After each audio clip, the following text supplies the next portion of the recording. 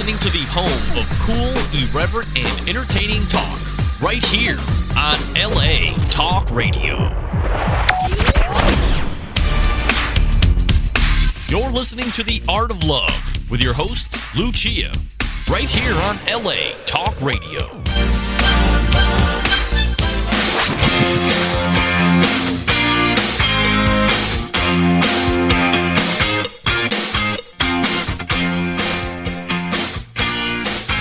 Hello and welcome to The Art of Love. My name is Lucia. I'm your host and a dating and relationship expert, and I'm here to entertain, educate, and enlighten you about love, dating, and relationships. Take your live calls, answer your emails, solve your dating dilemmas, and have authors of books which I think are interesting. And today is going to be an interesting show because we're actually going to have a so-called threesome on the air. It's not what you think. Stop that dirty mind. I actually, for the first time, I'm going to have two callers on at the same time. I'm going to have a woman calling in all the way from London, England, Catherine. She has a question, and it just so happens that it ties in with the author I have on today, Stephen Poulter, who wrote the book Your X Factor. He's a psychologist, and I was going to answer her question, and I thought, well, why not have the author that wrote about the X Factor answer the question, since actually the book is about an X. So we have synchronicity today. So I'd like to welcome both my guests to the show. There's Catherine from England. Hello. Hi, how you doing? Wonderful. How's the weather over there in London? It was sunny today. A little bit rainy, but sunny, which is good. I think spring's on its way. Oh, it's about time. And yeah. Then we have Dr. Stephen Poulter. He's in another city here in the States. Welcome to the show. Hi, thank you for having me. I'm in Los Angeles base. I work in Brentwood. Okay, but I didn't want to say where you are exactly right now. No problem. Sorry. It's okay. No problem. So let me read Catherine's letter, and Okay. then you can go ahead and tell her what she needs to do. Okay. So her subject was how to change from a lover to a girlfriend. I've known my lover for just over 2 years. We started dating, became boyfriend-girlfriend, and then finished lasted approximately about a year. Since that time, we've become lovers, meeting a couple of times a month, with me breaking it off every now and then because I still love the guy and get too emotionally close to continue. However, a couple of months later, I'll contact him as I miss him terribly. Then we'll start all over again. He's 45. His longest relationship lasted 2 years. When we met, he had quite a few lovers, but has cleaned up his act and now only has me. He does want to meet someone, and we've discussed that our relationship makes it difficult for either one of us to find someone new. I'm 36 and would really like to settle down and have kids. I've dated various men over the last 2 years, but no one has lasted more than 4 dates. Is there any way I can get this guy to want to be with me full time? The sex is great, we get on great, but he feels I'm not the one. Well, Lucia, Catherine, I think part of it is really asking yourself the question, you're 36, do you really want to get on with it and get married and have children? If you really do, and I talk about the X Factor, is then letting go of a relationship that's not going to go there. Is letting go of your ex and really think about how you want to create your future. And he clearly doesn't want to go that direction, even though it sounds like he's warming up to it. But if a guy says he doesn't want to do it repeatedly, after all, you got to believe him. Yeah, well, I do believe him at the time, but then what'll happen is a few months will pass. I really miss him, but then we'll speak, and he's really cool, and then we meet up, and it's like, right, we're just going to be mates. And then obviously it turns out to be more than that, and then I'm left feeling upset again, and we've just been going round and round in a circle. And in fact, 2010, we both agreed it wasn't going to happen this year. There was absolutely no way. We were just going to be friends. I was cool with that. Then we met up for coffee. He'd had a bad day. He came back here, and then it was flirty. And then, of course, we ended up having sex again, and it's just, are we ever going to get out of this cycle? We've both said it's bad for both of us, So he says, he leads it by saying, oh, God, this isn't doing us any good, la, la, la, and then I agree with him. But then his actions, he doesn't follow what he says either, So he kind of breaks his own word. Well, and I know Lucia will speak to this too, but Mm-hmm. essentially, good sex doesn't make a marriage. Right. And that's what you got to look at the bigger picture and keep your perspective of really what you want your life to look like, and kind of get out of the self-defeating habit. Because even though sex is great, it's not going to get you where you want to go. And being a booty call, like Lucia was saying, probably will not get you to where you want to be in a committed relationship. Yeah.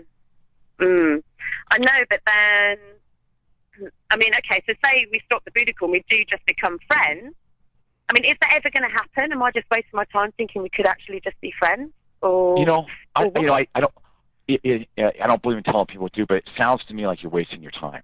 Bottom line. Because if a guy says this to you enough, after all, you just got to say, okay. It's like I got to believe him. I have no reason not to believe him. And also, he said he already told her she's not the one. I mean, if a guy says you're not the one, I mean, why would he say that unless it was true? Right. Yep. I mean, that's pretty clear. That's a tough one. I mean, you got to believe him.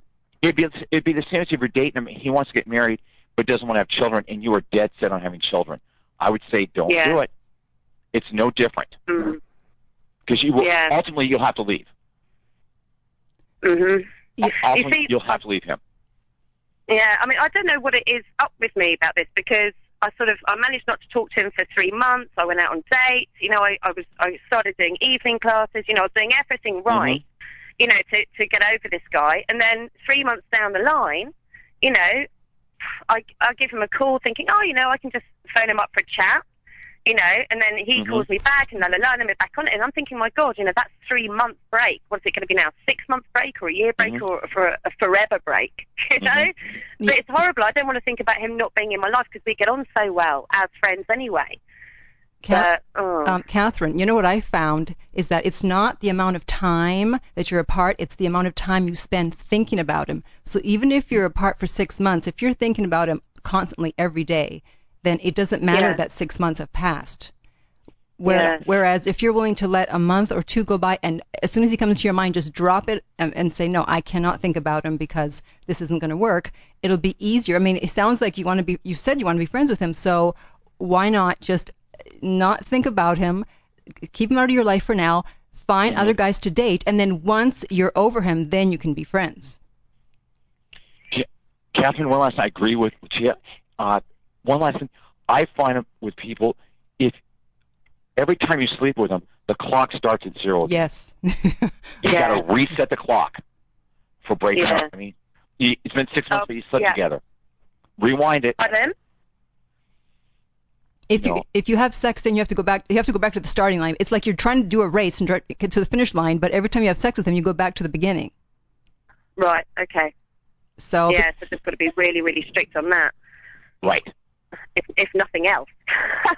Exactly. Yeah. Because all those chemicals start going through your body, and you can't think. I mean, you're not making a logical decision. And secondly, along with that is the emotional attachment gets reignited. Like what you were just saying, all the emotions and chemicals, it's starting over again.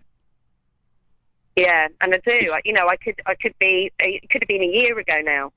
The place I'm in now is where I was a year ago. And it's like, my God, I just don't want this to keep going. It's driving me crazy. Right. Exactly. Versus it just being a month ago or 2 weeks ago you broke up. Yeah. And also, so I don't mean to sound like a psychologist, but go ahead. Is a fear of intimacy, because this is safe. This isn't going anywhere. He's a great guy, wonderful guy, but you're not going anywhere. Yeah. I mean, the only thing in 4 years can be different. You'll be 4 years older. That's what I'm thinking as well. Yep. Yeah. Yeah, and you got to take that in. Which is, she deals with this all the time with women who get these ruts, and over time they think, I can change him. Oh, no. No, that's the kind of thing. Yeah, and you end up thinking, if I just wait, then he'll change, la-di-la-di-la, Right. And then, of course, he does for a while, and then he just goes back to his old self, so, and then you're back to square one again. But, the problem I seem to have is kind of theoretically, I can process these thoughts, but what happens is kind of after time, I don't know, I get caught, I catch myself out. So it's all great in the theory, but in real life, I really miss him. And if I'm not thinking about him, I'm dreaming about him. It's kind of like I've got this addiction. Yeah. And I'm really struggling with it, I think. And I think, sorry, go on. well, what I find is, it's like any thing that you want to do, but you shouldn't do, like eating something or drinking or whatever. It's like if you just distract yourself and let the moment pass, eventually it'll go away. Mm-hmm. Right. If you can wait 3 to 5 minutes, you're going to be okay. Yeah. Call someone if you have to. Yeah. Pardon? Call someone if you have to. Have like a friend that you can call. When you want to call him, call her or him instead. Yeah, okay. Yeah? Okay. So, okay, and if he calls me, what do I do? Ignore the call? Yes. You'll be happy in the long You'll be happy in the long run that you just think about where you want to be in 6 months. Or a year or 2 years. Yeah, exactly. Yeah. And that's what you want to do. That's the key. Okay. Yeah. Okay. All right. Well, I really wanted to be with him. You can be friends. It's not going to happen. Yeah, you got two of us here. You're right. At least not today. Yeah. You're right. And maybe it can change him because you've moved forward. Yeah. Mm-hmm. Exactly. Okay. Thank you. All right. Well, thank you so much for calling, and write me an email down the line and let me know how it goes. What happens? I will do. Okay. Thank you so much. Thanks. Take care. Yes. Bye. Bye. Bye. Okay. Well, thank you for that. Hopefully we've convinced her. Yeah, that's a tough one. That's a rut. Men and women both get it. But they get in that where they keep pursuing something that's not working. Call, but please leave me a message and I'll get back. Oh, somehow I called her. Okay. Yeah, but it seems more women because once you're having sex, the women get more affected. I hear that. I deal with both. I find it typically may be women, but I also find it's people get in these ruts. It's a rut. Mm-hmm. And you're right about the emotional side. Both men and women both get emotionally attached. And I think women are much better at expressing it. Right. But I don't buy that men don't get attached. No, I was saying women get more attached through sex than men do. I think people get it. I think they both do, but I think women are more honest about it. What? Acknowledging that. You're saying? I think both people. I'm like in shock. I don't buy the gender as much as I buy emotional attachment to emotional attachment. Yeah, but what about oxytocin? What about serotonin? I mean, all those issues come into play, but it's more than just chemical. Uh-huh. Emotions you can't measure in a laboratory. Mm. You can't. And there are as many men depressed about relationships as there are women. Maybe men don't seek treatment as efficiently as women do. Yes. But there's just as many men. Okay, well, let me give you a proper introduction here. Yeah, no problem. 10 minutes into the show here. Okay, so Stephen Poulter wrote the book Your X Factor, Overcome Heartbreak and Build a Better Life. He's practiced as a clinical psychologist for over 27 years. He's the author of 4 previous books, has been on Good Morning America, CNN, Fox, and Friends, MSNBC, and, of course, many other media outlets. So, of course, the book is The X Factor. And like you were saying about this woman, you feel that all relationships have a natural timetable. Yes. And the key is knowing that. Mm-hmm. Sometimes the timetable can be, 6 weeks, 6 months, 60 years. But like this woman, Catherine, sounds like her timetable with him is expired. Yeah. And she doesn't want to accept that. Right. And like you said to her, when a guy says he doesn't want to marry you, or a woman says to you they don't want to marry you, you got to believe them. Yeah, because why would they lie about that? Exactly. If you really believe, if you're in a relationship and they tell you the truth, then it's important to accept it. Yeah, but then, like as she was saying, people always think, oh, well, maybe he'll change his mind. Yeah, it doesn't work.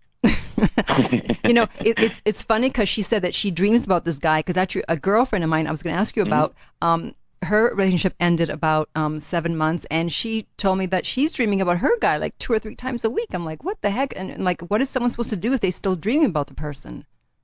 I hear that in my practice. I find that many times it's so important about that's unfinished business, emotional business that keeps showing up. Yeah. In your unconscious, and when you're dreaming at night, it might be the only time it's safe to really think about it. Because many times, during the day, it's too frustrating or something. Or we're too guarded, in a negative way. So but then, if I hear people, if you're dreaming about your ex, lover, there's something to that. yeah, obviously, especially like every week. Yeah, I would say she may not be done with him emotionally. So then what is the person supposed to do? Well, I think there's many things. I think it gets back to us maybe not accepting the relationship, how it ended, or what our role was in it. Or many times we're stuck in blaming somebody. And whenever we're blaming somebody, Lucia, we're not going to move forward. Mm-hmm. It doesn't matter who is right or wrong, but we all have a role in relationships, like a tennis game. Yeah. You're on your side of the court, he's on his side. And many times we're dreaming about it because we're not emotionally clear about where we were, and we haven't accepted it or accepted our disappointment. Mm-hmm. I find that is probably more the key, is our disappointment hasn't been dealt with. Okay, and so the next question, and how does one deal with their disappointment? Well, it's not as a formula versus it's a process. Mm-hmm. Like, what was your hope? The disappointment is first of all, I think disappointment is underrated. It's really a big deal. People can spend their whole life disappointed and covered up with anger or rage or bitterness or male bashing or female bashing. Yeah. Underneath those behaviors is a deep-seated disappointment. Like, I really thought we were going to get married. I really wanted to build a life with him. I really thought he was the guy. And it's really hard to start over again. I mean, really deep, honest evaluation, self-examination. That's the way out of that cycle and the valley of despair, so to speak. Yeah, because, you hear about these couples that even 10, 20 years down the line, someone's still pissed. Whenever I hear that, that's part of why I wrote the book. Uh-huh. Underneath that is unresolved disappointment. Yeah. Like, we had 3 kids together, we did this house, we did this career, all this stuff. I wanted to retire with you, MF-er, you left me. I hear it all the time, and I'm like, okay, fair enough. But if you can acknowledge it, you can move beyond it. But if you can't acknowledge it and cover it up with anger, then anger is just that's just a superficial covering. Mm-hmm. I mean, anger usually just covers up deep emotional hurt, disappointment, or betrayal. Like, I really thought this was going to work. And that's very powerful. Yeah, I find with myself, because, I haven't been married, so I've been in a lot of relationships, some long, some short. And so I'm so used to the relationships ending that it actually kind of gives me strength when it does end. It kind of makes me it's like, that's it. I'm going to be even better. I'm going to be a bigger, better version of myself next time. And I'm going to really, and then I get over the person, and it's like, who, whatever. I don't really care. And so a friend of mine said, well, that's not good that you can get over people so quickly and just move on. And I jokingly answer back, well, not good for who? Exactly. See, my thought is, I think ultimately there's this, I say this in the book, you can go through several marriages, but you only get married once. Mm-hmm. It's hard to really make an emotional commitment to somebody and forget about them. And that just tells me you haven't really attached to a guy maybe the way you really want to, because there's elements aren't there for you. That's why you're able to move on so easily. Okay. That's probably it's not that you're not capable. You just haven't gone there. Right. And maybe it's not the right guy for you. Well, obviously not, because I'm not married. But I also think it's a choice too. I think a lot of people, we all choose if we at the right time in our life, is it the right time to do that, or pursue other activities or other things. Right. I know this is a really loaded topic. Trust me. No, but I know because you do it. But I know I'm sticking my neck out, and I am by no means implying that people who want to get married don't really want to. It's relationships. Love's easy. Relationships are difficult. Yes. And that is the truth. Yeah. And it's funny because actually, I Twitter a lot, and I put up these little quotes. And just this week, I put up something that a lot of people actually retweeted, so it must have hit a note with a lot of people. And it says, disagreements don't doom a relationship, silence and suffering do. Do you agree with that? Oh, absolutely. Yeah, absolutely. There's a saying, you can be right or you can be in a relationship.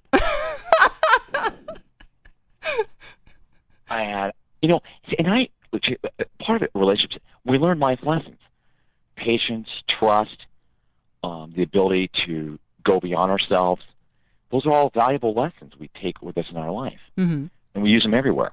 But like you just said, silent suffering, that just breeds rage. That's like nuclear energy. Because it's going to come out somewhere at some Yes. point.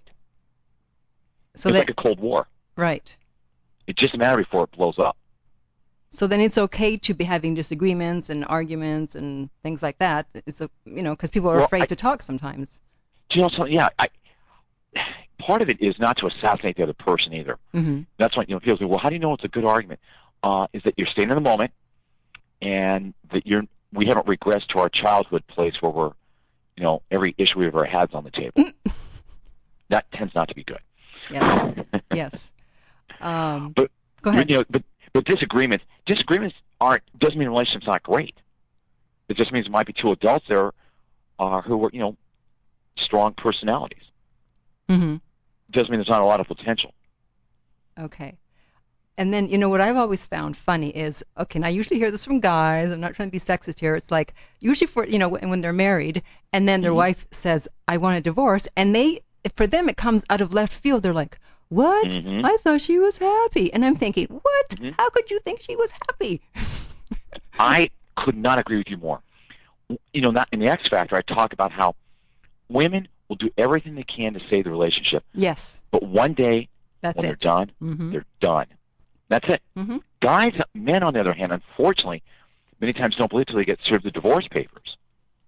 Then all of a sudden they become the husband she always wanted, but the game's over. Yeah. And that usually gets men to transform in a very positive way. When they get their walking papers? Yeah, hopefully they don't wait until it's over. Yeah. A guy with some insight would say, wait a minute, she says she's not happy, I need to believe it and not argue it. Yeah. Okay, honey, what's really bothering? What's not working for you here? Let's find a way to make this work. Make it work for you. Do you think guys go into denial because they don't like criticism and they see it as a threat? I want to believe that we're more insightful than that. Uh-huh. Yeah. But I think, if your wife's telling you she's not happy, you better take note, because you don't know how deep that iceberg goes. Mm. It may go a foot below the water, or it may sink your whole relationship. But if your partner tells you she's not happy repeatedly, I say to my clients, you better take note and get to the bottom of it. Right. Because it can be resolved. Because women are good about it up front. Yeah. I'm not happy. They want to talk it through, work with it. Right. Go to therapy, find a way to communicate, attach better, have the relationship move forward. Yeah, I know, because as a woman, if I was Mm-hmm. with someone and they said, I'm not happy, I would be like, okay, stop the presses, hold on, tell me everything that's wrong. Right. What do you think with your work with couples and dating, what do you find that gets in the way of people forming significant long-term relationships? What do you find as some of the blocks or the barriers? That's not, I don't get a lot of that. I get more like dating questions. Like how do usually the ones I get are from women who the guy doesn't Mm-hmm. want to commit, or a lot from similar to the caller from before. They're having Mm-hmm. sex with the guy, but they want to do more. Mm-hmm. So I haven't really dealt with the why people are, why they Yeah. can't form relationships. See, and I just, I think you do, but they phrase it in a way that it doesn't. See, Aha. they phrase it in I'm a way learning like something. she did, Catherine. Because what she's really saying to you is, I want to be married, but I'm afraid to move forward. So settling and have sex with this guy, it's not bad, but it'll work. But in the long run, it won't get me where I want. Her barrier is not owning what she really wants to do. Right. That's what I thought when we were speaking with her. Yeah, I agree. Actually, I thought it had the analogy of like a fork in the road. It's like this fork will lead to Mm-hmm. him and having sex Yep. with him. This fork will lead to being a mother and a wife. Right, a partner. Yeah. So which road are you going to take? Because right now you're going down the wrong road, and you're saying, "Gee, I don't see why I can't Mm-hmm. get what I want." Right. Yeah, it sounds great, but it's not going to work.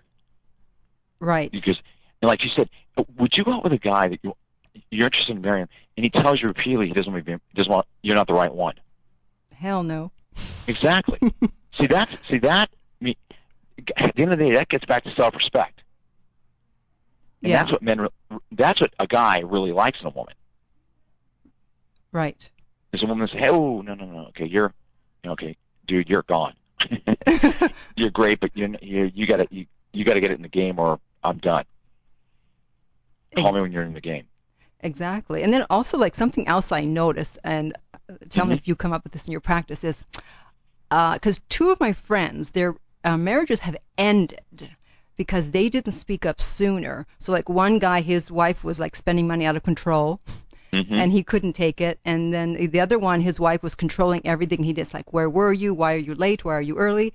And both of them, they didn't say anything. And then finally one day it was like, okay, I've had enough. They asked for the divorce. And so I asked them both, I'm like, okay, hello, why didn't you say something earlier? Well, I want to be, I didn't want to be mean. I wanted to be a nice guy. I'm like, well, you know what? Your little Mr. Nice Guy routine is what got you divorced. Well, see, it's interesting. I hear something like that. That's just too simple. It's like, wait a minute.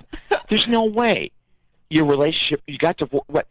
Probably because you didn't want to be there, or you weren't. They couldn't maybe emotionally talk about what they really wanted. Like, let's say a woman's spending a ton of money, but okay, what does she really want? Maybe to feel loved and adored. And that, I mean, having nice things. I'm not saying you need to live on a park bench to be fulfilled, but at the end of the day, you can only go to Neiman so many times before it doesn't work. It doesn't fill that void inside of you. That's the issue. What's the void? That's why you're. That's why you're a psychologist. What was that? I said that's why you are a psychologist and I'm not. Well, and I could say, listen, I've been there, done that, and no one's exempt from the pain of dating and relationships. Yeah. And disappointment. But part of it is like when I hear, a woman comes in and she says, "Well, I'm not really happy, blah blah blah." My husband thinks I spend too much money. I go, "Well, you probably do, but what do you really why are you want?" doing that? Right. Exactly. It's not the money's the problem. It's the fact that you guys aren't connecting. Right. Emotionally bonding. That's how you can leave a relationship. So, mean, if you're bonded with somebody, you're not going out the front door. Mm-hmm. You're not. But then why did these guys not do something sooner? I think a lot of guys don't know what to do. And they're hoping over time, it's kind of like a cramp. If you keep running, maybe it'll just go away. Okay. It's like jogging. If you keep jogging, it'll kind of work itself out. I'm serious. I'm a guy, and I've got a ton of friends, and that's how we men think a lot of times. And sometimes it does just kind of work itself out. But, 50% of the time it doesn't. Right. And when it doesn't, that's when, the wheels fall off the car. Mm-hmm. And that's what you're dealing with with the people you give advice to and on your website. Okay, so then how does one make sure that they don't take baggage from a previous relationship into the next one? It's interesting because that's what Catherine, that woman we were just speaking with, I think the first key is after you and I have dated for a while, you find yourself dating. It's almost like we're dating the same person with a different name every time. Yeah, tell me about it. Yeah, at that point we have to stop and take an inventory and go, wait a minute, what am I doing? What's the pattern here? What is it that I keep replicating? Unavailable men, because the X Factor talks about, our lost dreams, broken promises, regret, emotional setbacks, all that stuff. But, I've written 2 other books called The Mother Factor and The Father Factor. Generally, you and I, if we have a repetitive cycle, there's something about a self-esteem or self-worth issue that we're trying to resolve, or we're just not getting to. And we keep trying to get through a relationship. We keep picking the same person who on some level may resemble a parent that we have the most conflict with emotionally or mentally. Mm-hmm. Now, there's a lot of women who had horrible relationships with their mother, but they'll date their mother in a man's body, in a man's body. Mm-hmm. And men will date, let's say, they had a horrible relationship with their dad, but they'll date that woman who has the same characteristics of their father. The repetition tells you there's something underneath the surface. That it may only be 2 or 3 issues. It's not like 24 or 48 issues. It's usually 2 or 3 very core, simple issues to get to. Mm-hmm. Not simple, like me. Like for instance, I'm not enough. Guys struggle with that a lot. I don't feel like I'm enough. I'm not enough emotionally, mentally. I don't make enough money. I don't have a big enough house. I don't feel worthy. That goes back to their childhood, where either their mom or dad just never really supported them. You can heal that. Mm-hmm. Or a woman, maybe she doesn't feel like she's enough, or she's not pretty enough, smart enough, whatever it is, not enough to keep a guy's attention. And then may go back to her mom because her dad left her mother, and she doesn't feel like men will stick around. Very, very powerful stuff. But repetition, Gia, is always information. Mm-hmm. If we keep dating the same person, different names, after a while we have to say, okay, time out. What's really going on here? What are we doing? Yeah, let me actually read a passage from your book here on page 155. You said, the parent with whom we feel the most anxiety, abandonment, and conflict, and from whom we feel the most emotional indifference, lack of empathy / love, and rejection will likely be the prototype and template for our choice of romantic partner. This sounds terrible. Only if we don't, if we don't realize it. Because you can't let go of what you don't know you're holding. Right. Once you realize that, you don't keep picking that same person. Okay. You can change that pattern instantaneously. Okay, so like you mentioned, the mother's relationship with the woman. What about a lot of women have had not good relationships with their father?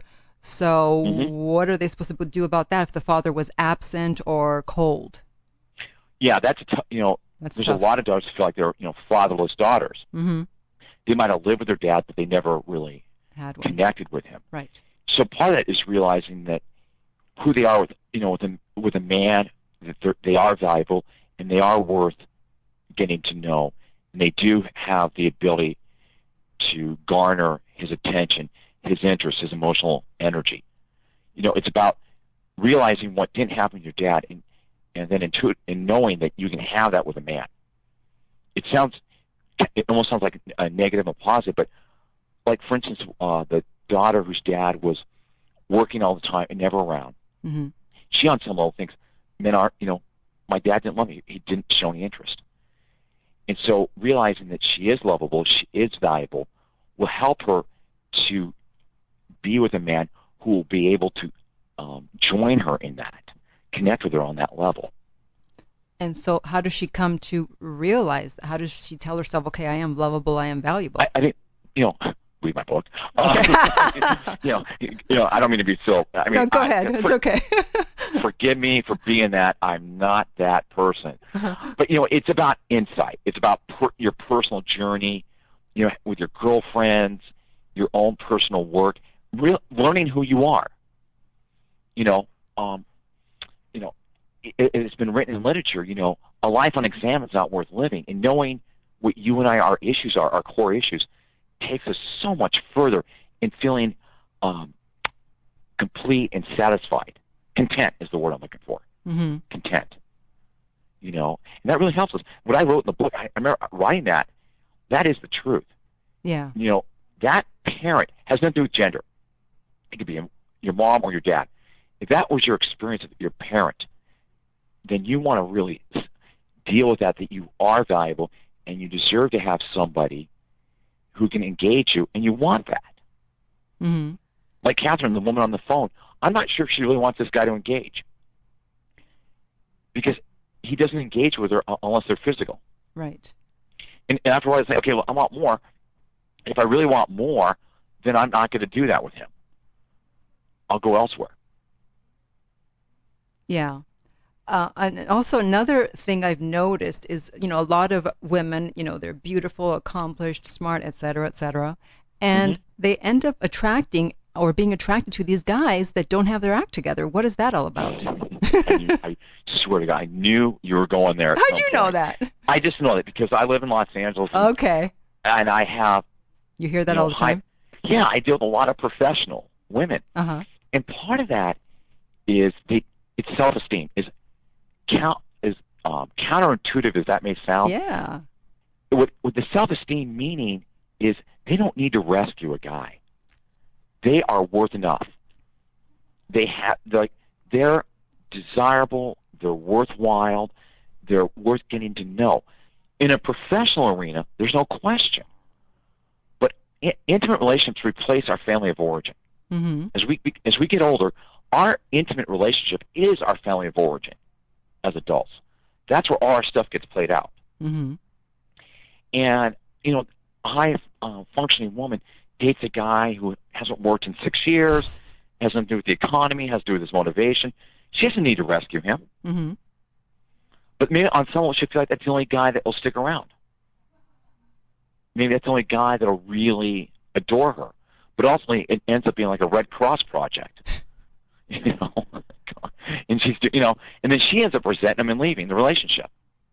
Right. So it's always just about self-esteem? I don't want to say always, Uh-huh. but it's a good place to start. Uh-huh. When in doubt, look at that issue. Okay.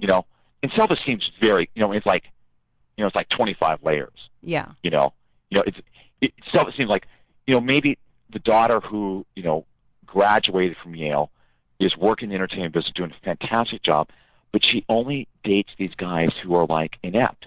Mm-hmm. I would say, well, what was her relationship with her dad? Well, her dad always wanted her to excel. She's excelled, but what about on a personal level? Can she just be an adorable partner? Mm-hmm. She doesn't have to be the superstar. Can she have a partner? Those are all good places to start.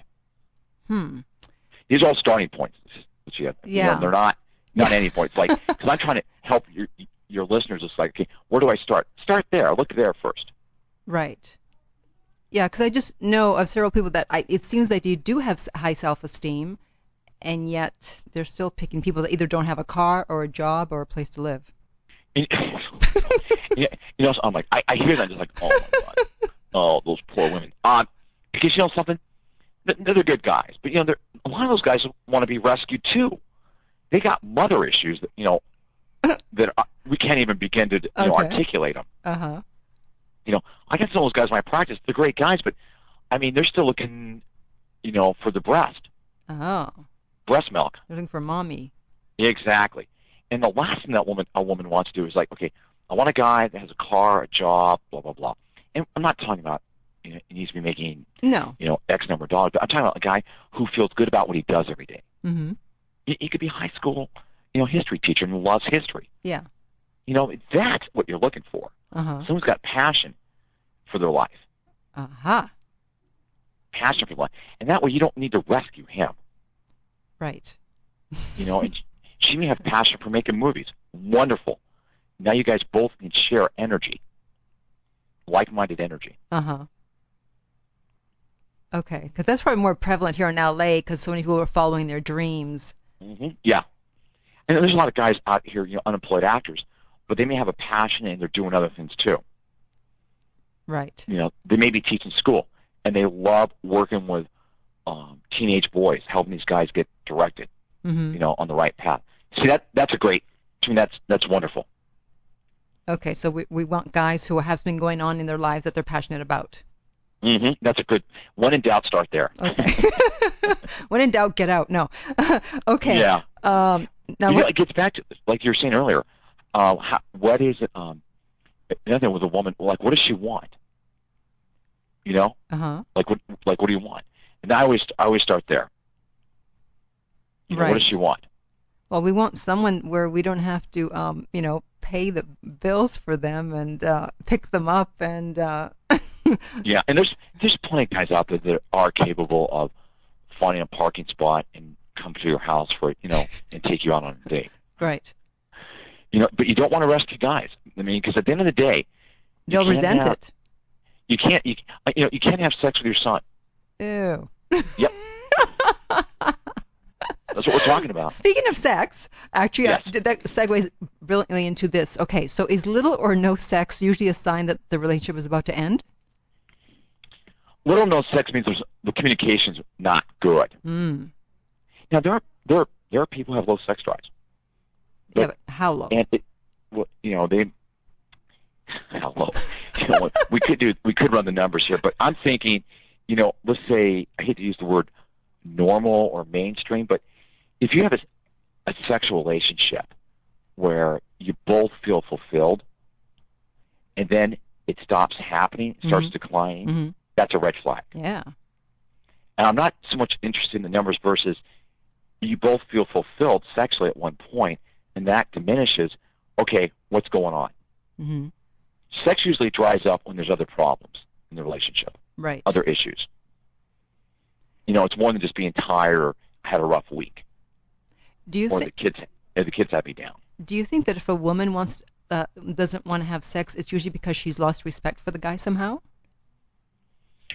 Are you talking about ongoingly? Like, yeah. She wants, if it's very rare that she wants to have sex. She could be angry. It could be a lot of things. Mm. Do you know what I mean? Yeah. It could be as many issues as there are people that feel that way. But if she doesn't want to have sex with you anymore, as a man, you better take a time out and figure out what has happened. Mm. She may think you don't like her, you don't find her attractive, or you had an affair, or something is going on. Or she wants the relationship to move forward, and she feels like, you don't. It's a symptom. It's not a cause. Right. Look at it. Don't read it as a cause. Look at it as, okay, what else is it telling me? What's the bigger picture here? Wow, this is like being a detective. It really is. I mean, it's interesting. I mean, I enjoy what I do every day because people's stories are no two are alike, and there's always something different. Yeah, exactly. You're like, oh my God, okay, what does that mean? And now, you also talked about like feeling loved, that you have to know how love feels to you. But it's like, well, I mean, isn't it kind of the basis of it the same? It's like, well, love means that you're getting affection and attention from someone. Nope, not at all. I agree. Okay. Everybody has a different idea what makes them feel loved. Uh-huh. Like for you, like, for instance, do you like getting cards in the mail? Yes and no? I don't really care. Okay. Some women love that. Uh-huh. Guy sits down and writes with a pen a beautiful card to her. Uh-huh. That makes her feel appreciated beyond measure. Okay. You know what I mean? Everyone's got their own things that makes them feel loved. Maybe talking on the phone once a day, or talking, whatever it is. We all have different ways of feeling loved. Mm-hmm. And I talk about that in the book. Right. That's why I mentioned now, affection, but like what's affection? Like, what affection for you may be different for another woman. Mm-hmm. It's not that it's not important. It's just knowing what it is for your personality and what makes you feel loved and adored and secure. Okay. So it's about getting down to the basics, because the thing about the card, I mean, that's attention. So I think we all want attention. It just depends what kind of attention. Right. And that may feel great. Or you like getting a text message throughout the day. Mm-hmm. But being noticed, how does that work for you?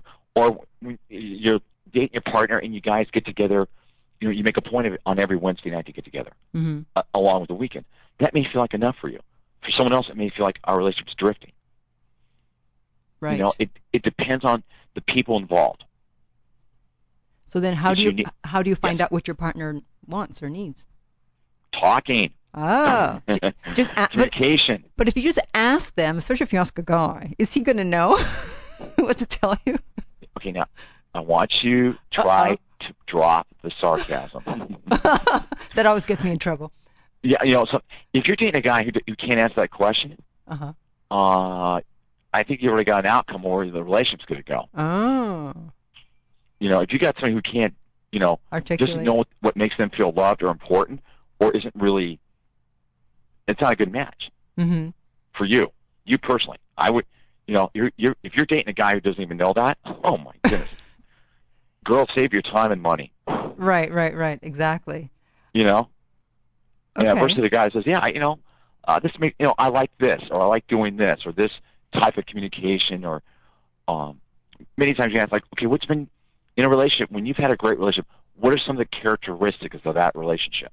Or maybe if you ask them about their past relationship and go, what did you like about that relationship? You'll find out. I wouldn't say past. I would just say, what's the characteristics of a relationship for you that's been really successful? Okay? Because when you start staying past relationships, it's like you can get the waters can get muddy real yes, quick. We don't want to talk about that. If we can avoid Versus, like, what works for you in a relationship? What are some of the qualities that work? What are some of the features? How does it look to you? Okay. And then one final question. If someone is thinking of ending a relationship, what questions should they be asking themselves that will help them make a decision? I think many times is, do they see themselves with this person in 6 months? Do they feel that the relationship is going where they want? And maybe they don't want it to go anywhere. That may be why they need to end it, because the other person's pushing them too much. Mm-hmm.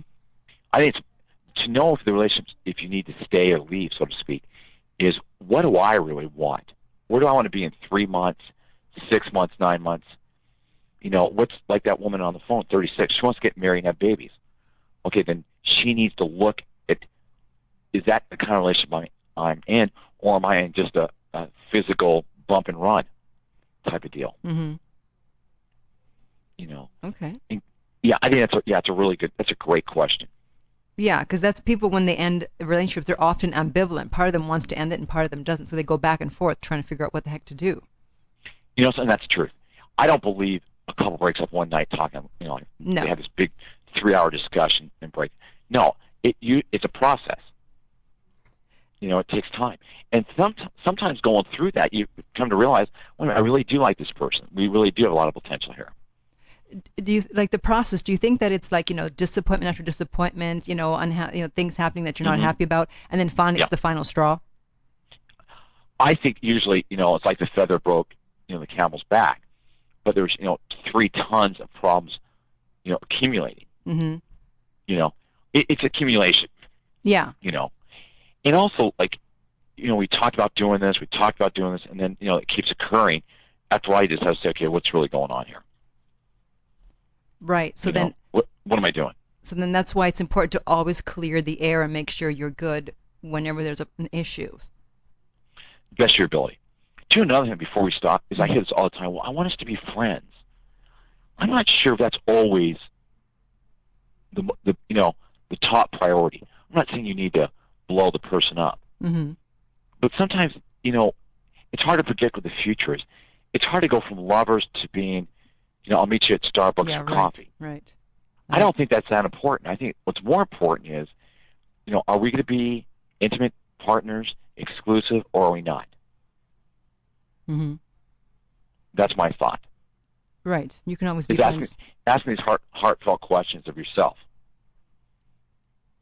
Right. Yeah, because some people always bring up the friend thing when they're breaking up. I think it's just having to deal with their sense of loss.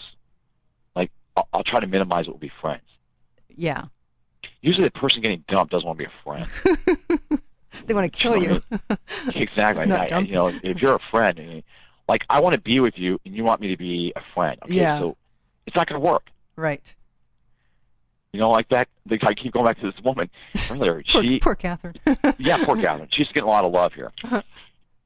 She wants more. He wants to be a friend. So what's she going to do? Have sex. Right. And at the end of the day, where does that leave her?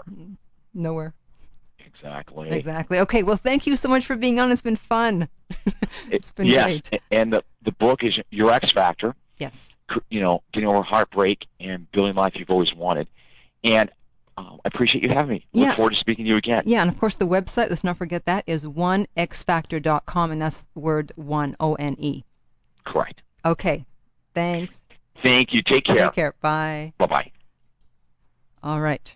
Well, he called me out on my sarcasm. I think it's great. I know. I'm bad. All right. I'll try to curb that. See, I learn quickly. Someone brings something up, I quickly learn, and I fix that. I shan't be sarcastic anymore. Yeah, right. No, I won't do it in regards to men. Okay. No, I do love guys. I'm just kidding. I kid. Okay. Well, thank you for joining me today. And if you'd like to read excerpts from my book, Lucia's Lessons of Love, you can go to lessonsoflove.net. Sign up for my weekly newsletter at theartoflove.net. I want to say hello and thank you to all my Twitter followers for following me. It's becoming a real family on Twitter. And until next time, in the meantime, remember that love inspires, empowers, uplifts, and enlightens.